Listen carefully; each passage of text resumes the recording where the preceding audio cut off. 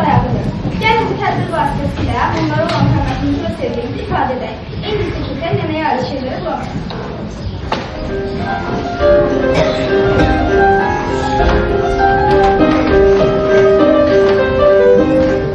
Oxşayıram nənəmi, saçlarını hörrəm.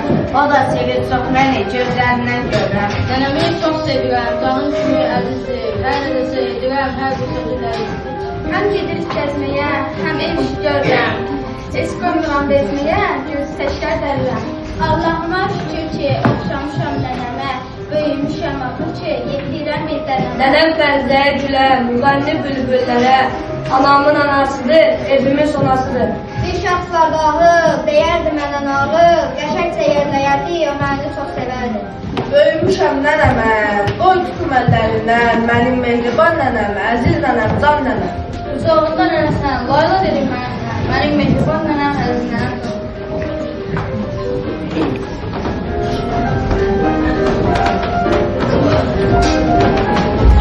İndi isə sizinlə birlikdə nənə və babaya hörmət göstərisinə tamaşa edək.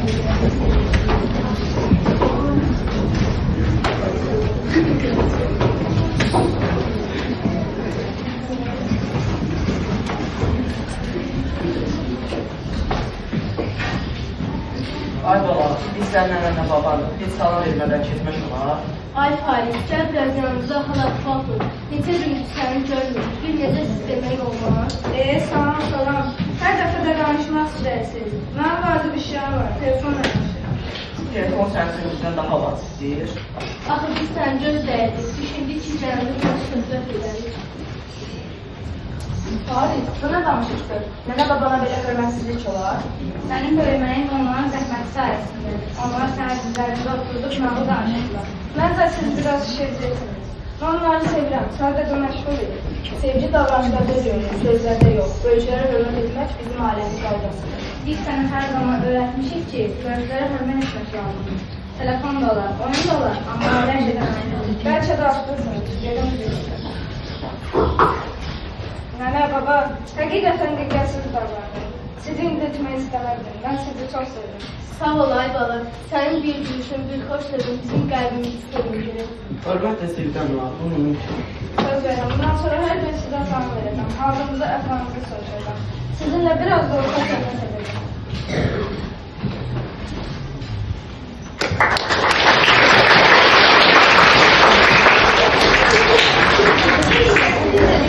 Uşaqlarım, nənə və babaların yanına aid ediyorlar.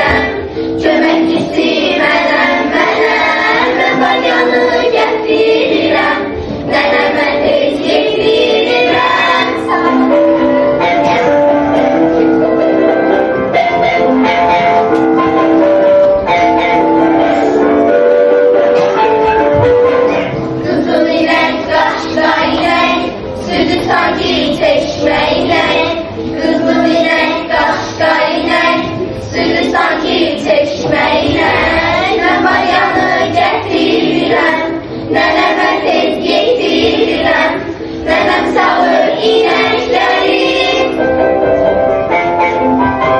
Bacada süt köpüklərin sağıcıdır mənim nənəm, köməkçisi mənəm, mən bayanı gətirirəm, nənəmə tez getirirəm, sağıcıdır mənim nənəm, köməkçisi mənəm, mən bayanı gətirirəm, nənəmə tez getirirəm.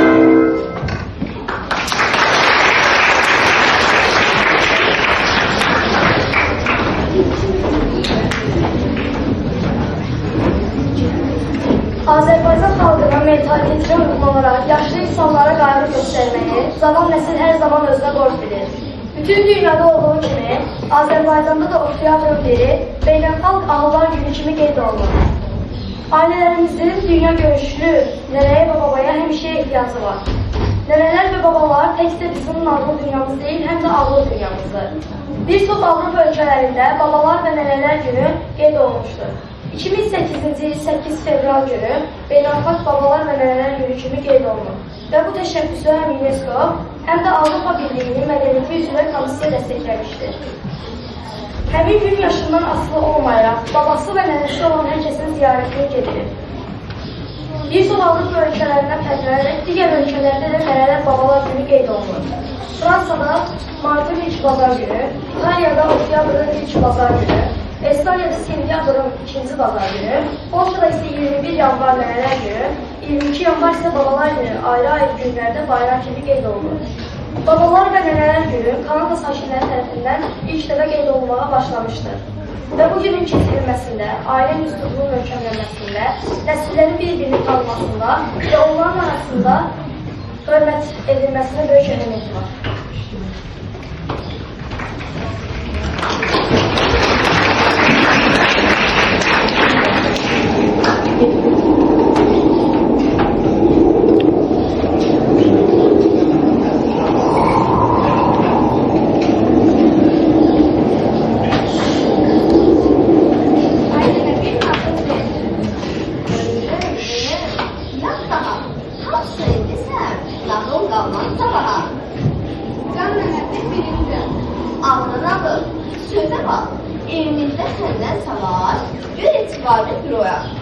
Gece keçir, ev soyuyor, pənir gəlmir ocaqdan.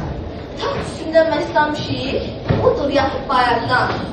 Ölsün, gəldi mənə, var, işitə biləsin. Qar yaxır mı? Elə yaxır, sabah qılıq səhvəsin. Belə yaxsa qar süpərsən, yolu söğütəcək. Desənə laf qolşub, sırtdan baxa, yox görək. Nənə yığır düyüncəyə iynəsini, sapını, külək hərdən taqqıldadır pəncərəni, qapını, körpə çəkir təzər yüzlü yorğanını üzünə, gözlərini yumur, amma yuxu getmir gözdən. Ay nənə, bəs bu kimdir pəncərəni qəşqürür? Heç kim deyil, yatar hala, yerdir, qarı soğurur. Bir gizleti duyur uşaq vücudunda bu ara, həsrət qonan gözlərini zilləyərək divara, çarpayının baş ucunda öz əli ilə astığı, şəklə baxır, fikrə gedir, qucaqlayıb yastığı. Bəs ay nənə, atam indi hardadır görəsən? Dur başıma nələr? Oğul, getmayırsan hələ sən? Axı nənə demirsən ki, atam haçan gəldi. İndi o səngərdə üşütmürmü qarşı? Ömrüm günüm, qurban olum adına. Niyə gedib sütürürsən o düşənli yadına? Atan yazır, hələ xoşdur bu tərəf davalar. Deyir oğlum darıxmasın, görüşərik bu var. Bağçalarda çiçək atsın, gülüşənar, yasəmən. Qaranmışlar bir zamanda, qaydaram səndə mən. Heç darıxma, dərdin alır. Atan gələr o zaman, sən çoxuna hafiyər, ətkərlikdən qalır. Yat, dedidir, gecə gizir. Onda nənə, ay nənə, qoy kəsməyə axı olma, qalsın atam gələnə. Yaxşı bala, qoy bağlarda çiçək atsın, nar, ərik, sağlam olsun, ağ olsun, atan cümləsi. Mən heyvana xalı salıram,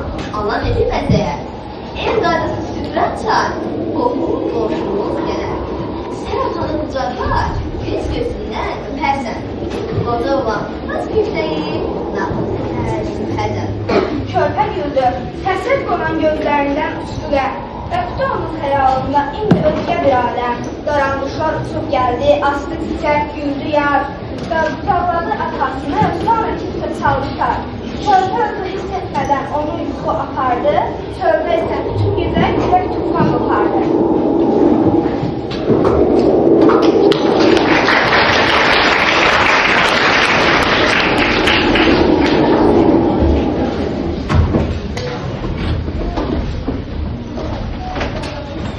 Bizim babalarımız müzikliyə ağlı ilə bərabər həm də qəhrəmanlıq nümunəsi edir.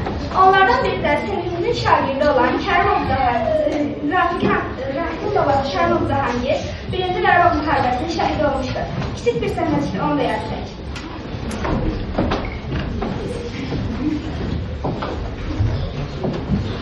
Babam, mənə səndən danışırlar. Deyirlər azadlıq uğrunda döyüşmüsən. Güllələr doğrusa da sən qorxmamısan. Mən də sana ayıq istəyirəm, tələbə qorxmamısan. Yine babanın şəkline baxırsan, oğlum. Sənin baban Azərbaycanın qurullarından biridir. Şəhid sana şərəf, bizə isə təfarətdir, oğlum. Ana, sən deyirdin ki, o məni qucaqlamaq istəyir. Bəs niyə istəyinə çata bilmədi? Çünki Mətin onu çağırdı, oğlum. O da getdi. Bizi sabaha bəxş etmək üçün o bugününü fəda etdi, oğlum. Rafi, bu babanın şəhidi edəndə taxtını sağladı. O həmişə deyərdi, zaman vətən üçündür. Oğlu olur vətənə. İndi sənsən bu yolun davamlıdır. Mən babamı tanımamışam, amma onun ayaq izlərini qəlbimdə daşıyıram. Mən də onun kimi olacam, nənə. Qorxmaz, dürüstləmə.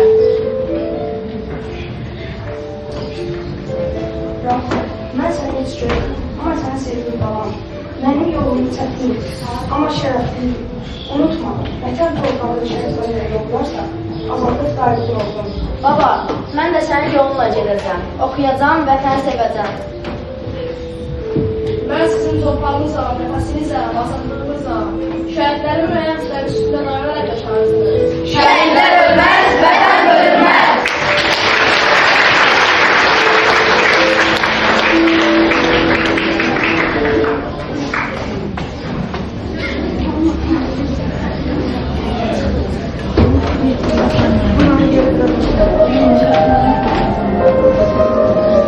Bir babam təvəssülünün ən böyük sənətləri arasında saxlanacaq bir fərsinədir. Mənə və babamın körünə sözləri çox vacib bir insan istədim. Uşaqlarla çox ehtiyat duyduğu şey mənə də babanın şərtsiz sevgisi, xeyirxahlıq, həyat dərsləridir. Nənə nəvəlik müəllimi ailənin nurudur. Nənənin nəvəyə toxunuşu şəfər kimidir. Bir nənənin hekayələri min kitabdan dəyərlidir. Babanın təcrübəsi gəncin yol sürədir. Nənəm ucağı dünyanın ən təhlükəsiz yeridir. Bir nənə söylədi, dua görünməz bir sifərə çevrilir. Nənənin hekayələri keçmişdən gələcəyə söyləyən nəğmələrdir. Babanın səsi illərin arxasından gələn evlilikdir. Babanın varlığı ailənin səsiz təməlidir. Baba keçmişin nəfəsi, gələcəyin dayağıdır.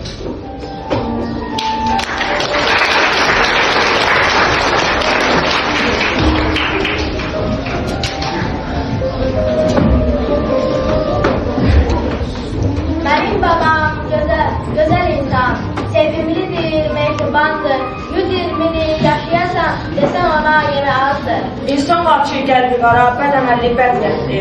Onlarla babam ara, bir insandır ədalətli, öz xalqına sədaqətli. Babam mənə öyrətdi, qalmışam səbətə, qırmızı almaları toplayıram səbətə. Əriyim budağıma bircə bir dəsin uçağım, armud dərməkdə babamdan öyrətdim. Mən ənciri heyvanı nərdivanla yıqıram. Kilasa, kilavlara pişik kimi çıxıram. Babam bu ildən mənə daha demir qalacaq.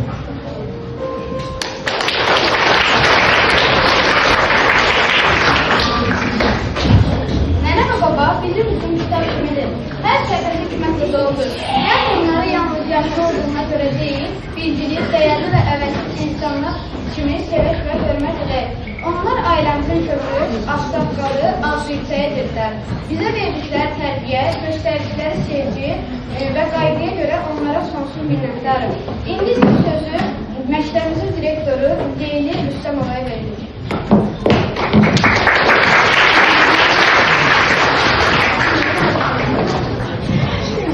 Hörmətli tədris sınavçıları, valideynlər, müəllimlər və əziz şagirdlər.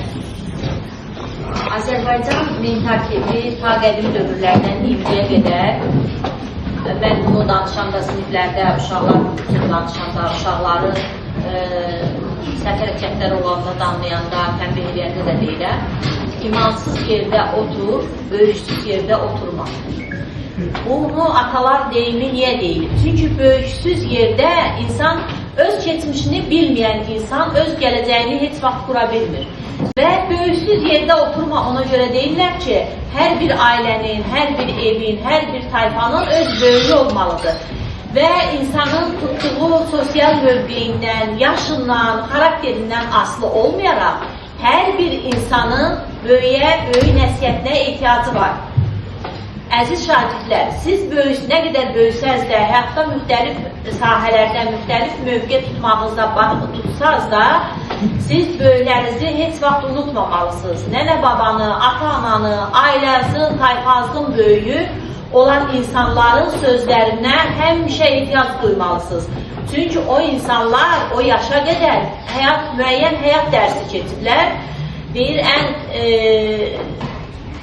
bahalı məktəb, həyat məktəbidir, o da çox gec öyrədir insanı. Ona görə bu deyim deyilib ki, müəyyən yaş, müəyyən dövr keçdikdən sonra, həyatın müxtəlif o enişli, yoxuşlu yollarına düşüb çıxdıqdan sonra insan tam formada həyatı dərk eləyir ki, bu da ömrünün uzun illərini artıq qoymuş olur.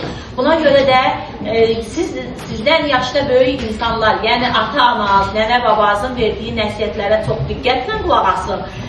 Mən bəzən görürəm, qulaq şahidi oluram və yaxud da düşdüyüm müddətdə bunu eşidirəm ki, məsələn, uşaqlara nənə-baba nəsiyyət verir, yanından biraz o təpə çəkiləndən sonra onun dövrü gedib, o keçmişdən danışır, keçmişdə yox, heç nəyin dövrü getməyib. Bugün uşaqlar orada səsləndirdi, müxtəlif Avropa ölkələrində nənə-baba günləri qeyd olunur. Mən bunun əleyhinə deyiləm, ancaq nənənin babanın günü olmur. Nənənin, babanın nəsiyyətinin günü olmur. Onun nəsiyyəti, onların nəsiyyəti, bizə böyük nəsiyyətləri hər gün, hər dəqiqə lazımdır.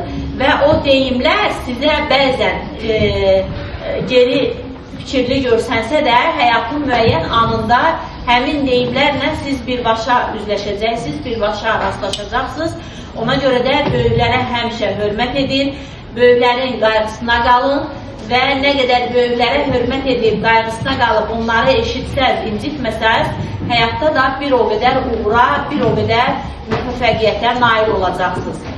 Bugünkü bu tədbirimizin təşkilinə görə Gülnar müəlliməyə, onun sinifinə və Gülnar müəlliməyə köməkdə əməyi keçən digər kimin köməyi keçibsə, əməyi keçibsə onlara öz təşəkkürümü bildirirəm və burada iştirak edən valideynlərə öz təşəkkürümü bildirirəm, nənə-babaları görürəm, onlara öz təşəkkürümü bildirirəm.